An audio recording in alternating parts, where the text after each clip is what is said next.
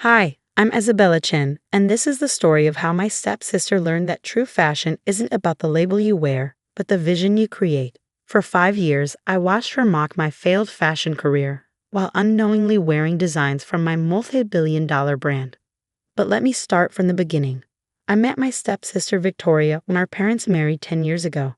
She was already a rising star in the fashion world, backed by our father's money and connections. I was the quiet one, sketching designs in my notebook and working late nights in a small studio. What Victoria didn't know was that before our parents' marriage, I had already founded Ghost Label, an ultra-exclusive fashion brand that never revealed its designer's identity. We sold through a lottery system, with waiting lists spanning years. Celebrities and royalty begged for our pieces, but no one knew who created them. I kept my success quiet for a reason. My birth father, a struggling designer, had died penniless after bigger brands stole his ideas. He taught me that in fashion, anonymity can be power. So when my mother married Victoria's father, Richard Parker, I let them believe I was just another struggling designer. Victoria took particular pleasure in reminding me of my failure. At every family dinner, she'd model her latest luxury purchases. "This is what real design looks like, Isabella," she'd say, ironically often wearing Ghost Label pieces without knowing it. The ultimate humiliation came at her wedding last year. She'd insisted I attend not as a sister, but as a waitress, wearing a uniform she'd specially designed to be unflattering. "It's perfect," she laughed, adjusting my collar. "Now everyone will see the difference between a real designer and a wannabe." What she didn't know was that her custom wedding dress was actually a Ghost Label original. She'd pulled strings to get one through our exclusive lottery, not realizing she'd begged to wear her stepsister's design on her big day. For 5 years, I'd maintained my anonymity, running Ghost Label from hidden workshops while working in my failing studio as a cover. Victoria would sweep in occasionally, offering to rescue me by letting me work as her assistant. Then came last month. Victoria's own fashion brand, Parker Luxe, was failing. Fast fashion copies and changing trends had left her struggling to maintain relevance. She'd called an emergency family meeting to beg for help. "We need fresh designs," she'd admitted reluctantly. "Something exclusive, like Ghost Label. They're the only brand that hasn't been hurt by the market changes." If only she knew that tomorrow, at her brand's desperate relaunch event, she was about to learn exactly who had been designing her favorite clothes all along. Victoria had organized her brand's relaunch at the city's most prestigious hotel. Fashion editors, celebrities, and influencers filled the ballroom, all curious to see how Parker Luxe would attempt to save itself from bankruptcy. I arrived early, not in my usual simple clothes, but in a striking Ghost Label design that had never been released. Victoria barely glanced at me, too busy practicing her speech about Parker Luxe's revolutionary new direction. "Isabella," she hissed as I passed, "why aren't you in the staff uniform I provided? And is that a Ghost Label piece? How did you get that? Those are impossible to obtain." Before I could answer, Anna Wintour herself walked in. To Victoria's shock, she headed straight for me. "Isabella, darling," Anna air-kissed my cheeks. "Finally ready to reveal yourself. The fashion world has been dying to know Ghost Label's creator." Victoria froze mid-stride. "What did she just call you?" "Oh dear." Anna raised an eyebrow. "Don't tell me they don't know." She gestured to Victoria and our parents, who had gathered nearby. I smiled softly. "They're about to find out." I nodded to my assistant, who began lowering the massive screens around the ballroom. "What's going on?" Victoria demanded. "This is my relaunch event."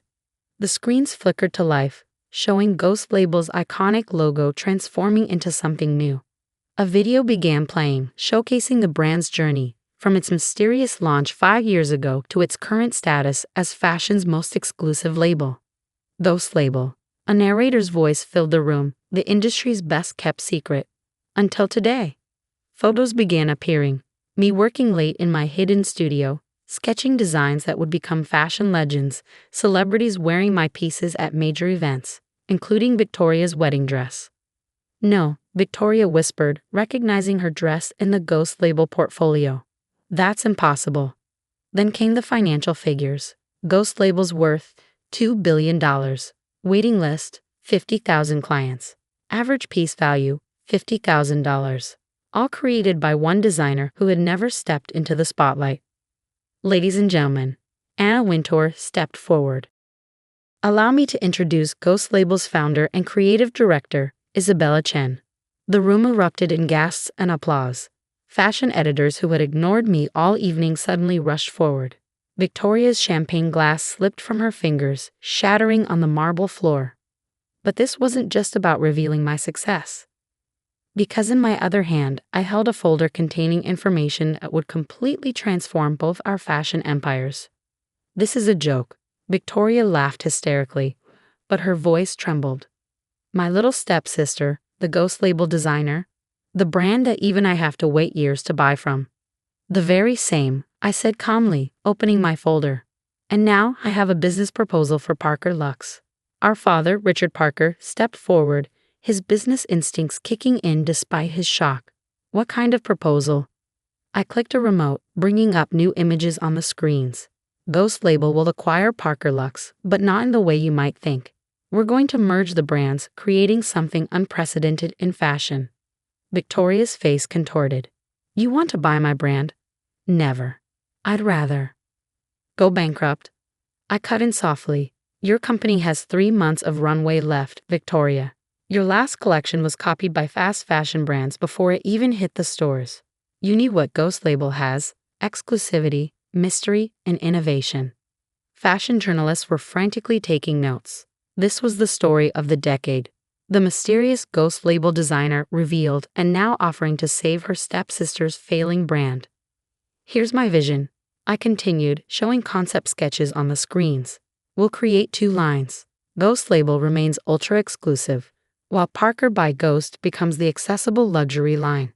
You'll be the face of the brand, Victoria, what you do best. I'll be the creative force, what I do best. Anna Wintour nodded approvingly. Brilliant. The mystery of Ghost Label with the marketability of Parker Lux. It's exactly what the industry needs. Victoria stared at the screens, seeing her brand reimagined through my designs. I could see the moment her pride battled with her business sense. But I wasn't finished yet. I had one more revelation that would make this decision very easy for her. Before you decide, I said, pulling out one final document, there's something else you should know. Those counterfeit designs killing Parker Lux, they're not coming from fast fashion brands. They're being leaked from inside your company. Victoria's head snapped up. What? I projected a series of emails onto the screens. Your design director has been selling your sketches to competitors months before your launches. That's why you can't compete. You're being undercut before you even begin. Our father stepped closer to read the emails, his face darkening with rage. Victoria collapsed into a chair, her perfectly curated image crumbling as she realized the extent of the betrayal. But Ghost Label, I continued, has never been copied. Because we have something no other brand has. A proprietary design and manufacturing process I developed. Each piece has hidden elements that make counterfeiting impossible. Anna Wintour nodded. It's true. That's why Ghost Label pieces are considered the ultimate fashion investment. They're impossible to duplicate. I walked over to Victoria and knelt beside her chair. Remember when we were kids, before the competition and rivalry? You used to tell me your dreams of creating something revolutionary in fashion. We can still do that, together. Victoria looked up, tears smudging her perfect makeup. Why would you help me after how I treated you? Because true innovation comes from collaboration, not competition, I replied. And because despite everything, you're still my sister. The transformation over the next 6 months was extraordinary. Parker by Ghost became the most talked about merger in fashion history. Victoria excelled as the brand ambassador, while I continued creating from behind the scenes. Yesterday, we launched our first joint collection. Victoria stood proudly on stage, introducing me as my sister, my designer, my partner. The same socialites who once mocked my failed career now fought for front row seats. Our parents watched from the audience, finally understanding that success comes in many forms. Dad has stopped pushing his connections, realizing that true talent finds its own way. The small studio where I started, we've turned it into an incubator for young designers, teaching them that sometimes the quietest voice in fashion speaks the loudest. Victoria has her own office next to my design studio now, though she still occasionally forgets and starts giving me fashion advice. Old habits die hard, but at least now she laughs about it. As for me, I still sketch in my notebook late at night, but now those sketches become reality in ways even I never imagined. Because sometimes the best revenge isn't proving others wrong. It's proving yourself right and then bringing everyone along for the journey. After all, true style isn't about the clothes you wear or the labels you own. It's about having the vision to see beauty where others see failure and the grace to share that vision with the world. I sat quietly at the mahogany table during our family's quarterly financial review, my simple sweater a stark contrast to my sister Rebecca's designer suit. Her corner office at Hudson Tower loomed visible through the penthouse windows behind her. And as you can see, Rebecca continued, gesturing at her portfolio presentation, my real estate holdings have tripled. Meanwhile, some of us, she glanced pointedly at me, can barely make rent. How is that little energy startup going? Mom asked with practiced concern. The one with the alternative power ideas. It's fine, I replied, checking my phone discreetly. The grid control indicators were right on schedule. Fine means failing, Rebecca smirked. Unlike my new development project. 40 stories of luxury apartments, all with guaranteed uninterrupted power supply. A notification flashed across my screen. Right on time. The penthouse lights flickered and died. Through the windows, a cascade of darkness swept across the city grid by grid. Rebecca's precious Hudson Tower went dark. What's happening? Mom gasped. The emergency broadcast system crackled to life on everyone's phones. Breaking. City power grid acquired by Winter Energy Corporation in historic deal. New ownership announces system-wide reset. Rebecca's manicured hand trembled as she tried her backup generator remote. Nothing. I stood holding up my own small remote. Looking for this. I pressed a button and her tower's lights came back on. Amazing how vulnerable luxury real estate becomes without reliable power. That's impossible, Dad protested. The city grid. Tao belongs to me, I finished. Along with the power supply to every major building in Manhattan. Rebecca's face went pale as her tower went dark again. The night was young and I hadn't even shown them the new electricity rates yet. You can't just. Rebecca sputtered, frantically dialing her building manager. Can't what? Control the power supply. I pressed another button, making the lights dance across the skyline. Interesting how quickly real estate values change when you control what makes them livable. This is illegal. Dad thundered. Actually, it's completely legitimate. I pulled up the acquisition documents on my phone. Winter Energy now owns the entire regional grid infrastructure. Those alternative power ideas you mocked? They revolutionized grid management. Mom's hand shook as she reached for her water glass. But the Utility Commission approved our takeover last week, I said. Turns out old power companies are easy to acquire when you have superior technology. Rebecca stood abruptly. Pi tenants. Now get their power from me, I finished. Including all those guaranteed uninterrupted supplies you promised. Hope you read the fine print on force majeure clauses. Through the windows, the city flickered like a chessboard as I demonstrated our grid control capabilities. Each dark sector represented millions in real estate value, suddenly dependent on my company's mercy.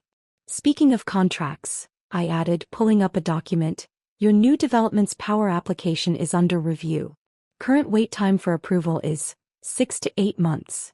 You wouldn't dare, Rebecca hissed. The investors will probably be interested to learn their luxury project might not have power. I checked my phone again. Oh look, your tower's backup systems just failed. Apparently they weren't maintained to our new standards. The family meeting room grew eerily quiet as the implications sank in. All their wealth, all their properties, all their precious investments, suddenly at the mercy of the sister they'd mocked as poor. Now then, I stood, straightening my simple sweater. Shall we discuss the new utility rates? The skyline continued its dance of light and shadow, and I hadn't even revealed our plans for the gas lines yet. This is outrageous. Rebecca grabbed her phone again. My legal team will. Will what? I watched her tower flicker. Sue the company that controls their office building's power? Bold strategy. He turned to Dad. Your utility contacts are now my employees, I cut in. Amazing how quickly loyalties shift when paychecks depend on new management. The emergency broadcast updated. Winter Energy Corporation announces complete infrastructure overhaul, service interruptions expected during system migration. System migration? Mom's voice quavered. Just a fancy way of saying I'm replacing the entire grid architecture, I explained, making another section of the city go dark. The old power companies let it decay for decades. We're bringing it into the modern age. At what cost? Rebecca demanded. That depends, I smiled, holding up my remote. How much is continuous power worth to your luxury tenants? I'm thinking of implementing surge pricing during peak hours. Dad reached for his phone. I'm calling the mayor's office. Good luck. City Hall's power is running on our provisional approval right now. I checked my watch. Their backup generators should be running low in about 3 minutes. Rebecca's perfect composure finally cracked. Those apartments are worth millions. Only with working elevators, I noted. Tell me, sis, how many wealthy tenants will renew their leases if they have to walk up 40 flights of stairs? The city grid continued its choreographed blackout, each dark sector a reminder of who really controlled the concrete jungle they thought they owned. My phone buzzed with another alert. Excuse me, the governor's calling about our infrastructure plan. Rebecca, you might want to check your building's emergency systems. They seem to be malfunctioning. Power was the ultimate luxury and I had just cornered the market. The next morning I stood in Winter Energy's new grid control center, watching real-time power consumption data flow across holographic displays. Rebecca's Hudson Tower was just one of thousands of buildings now dependent on our systems. Your family is trying to enter the building, my AI assistant reported. Their traditional credentials aren't compatible with our biometric security. I pulled up the lobby feed. Rebecca was arguing with security while waving her real estate developer ID. Mom was attempting to name-drop their social connections, while Dad kept mentioning his decades of utility board experience.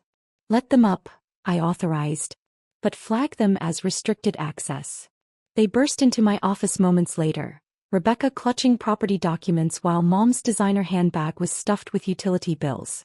The entire city is in chaos, Rebecca sputtered.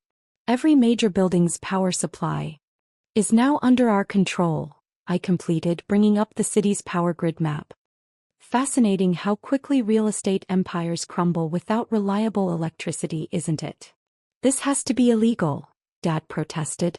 Actually, it's fully compliant. I displayed our regulatory approvals. While old utility companies were fighting over ancient infrastructure, we built the smart grid of the future. The regulators practically begged us to take over. But the building systems, Mom began, are obsolete, I finished. Our AI manages power distribution more efficiently than any human operator. Your precious buildings are running on technology from last century. Rebecca thrust her documents forward. My development contracts need to be renegotiated, I cut in. Amazing how quickly attitudes change when you control the power switch. By the way, how's that guaranteed uninterrupted supply marketing campaign going? This is infrastructure terrorism, she hissed. No, this is evolution. While you were mocking my little startup, we built the most advanced power grid in the country. I projected our efficiency statistics. We've reduced outages by 90% in buildings that cooperate with our new protocols. My phone buzzed. Excuse me, the Department of Energy is calling about our national grid modernization proposal. National grid? Dad's voice cracked. Someone needs to fix America's failing infrastructure, I explained. Speaking of which, Rebecca, your new development's power application has been denied. Rebecca collapsed into a chair. The investors will need to adjust their expectations or find another power source. I checked the grid feeds. When Mom, your country club's climate control system runs through our grid now. Hope they like variable temperatures. A week later, I watched from my control room as New York's power consumption patterns rippled across our quantum displays. The old Con Edison building across the street now housed our backup systems, their aging infrastructure replaced by our AI-driven grid. Your family has been attempting to schedule an emergency meeting, my system alerted. They've tried accessing our building through 17 different methods. I pulled up the security feed. Rebecca was arguing with our AI receptionist while Mom worked her social network trying to reach me. Dad was attempting to explain traditional utility protocols to our automated system. Let them up, I authorized, and display their power consumption profiles. When they entered, their complete energy usage materialized on the smart glass walls. Every kilowatt, every surge, every backup generator test they'd ever run. Fascinating patterns, I noted, highlighting several spikes. Rebecca, those unauthorized grid modifications in your buildings? And Mom's mysterious power draws at the charity foundation. That's private utility data. Rebecca protested. Not anymore. Winter Energy's AI analyzes every electron flowing through the city. Your usage patterns were flagged immediately. I turned to Dad. Those utility relationships you were so proud of? Our system found some interesting irregularities. Amanda, Mom stepped forward. We need to discuss. Your skyrocketing power bills? I pulled up their accounts. Amazing how quickly silly alternative energy becomes serious when it controls your lights. You can't just rewrite the rules of infrastructure, Dad argued. We're not rewriting them, we're evolving them. I gestured at the displays showing our expanding network. Every switch, every circuit, every transformer now runs through our smart grid. Welcome to the future you laughed at. Rebecca clutched her property portfolio. The building code authorities are our partners now, I cut in. While you were defending old regulations, we wrote the new standards. Turns out tech companies understand modern infrastructure better than utilities ever did. My phone buzzed, another major city requesting our technology. If you'll excuse me, Chicago is calling about adopting our grid system. As security arrived to escort them out, I called after them. Oh, and Rebecca? Remember when you mocked my amateur energy ideas? Check your building's new power rates. Welcome to the future. Dad turned at the door. Amanda, please. The power industry you knew is dead, I stated flatly. The future of energy is smart, sustainable, and runs through our grid. And I'm just getting started. I watched them leave through the smart glass, their reflections distorted by endless streams of power consumption data flowing across the surface. Sometimes the best revenge isn't just disrupting an industry, it's rebuilding it in the image of everything they mocked.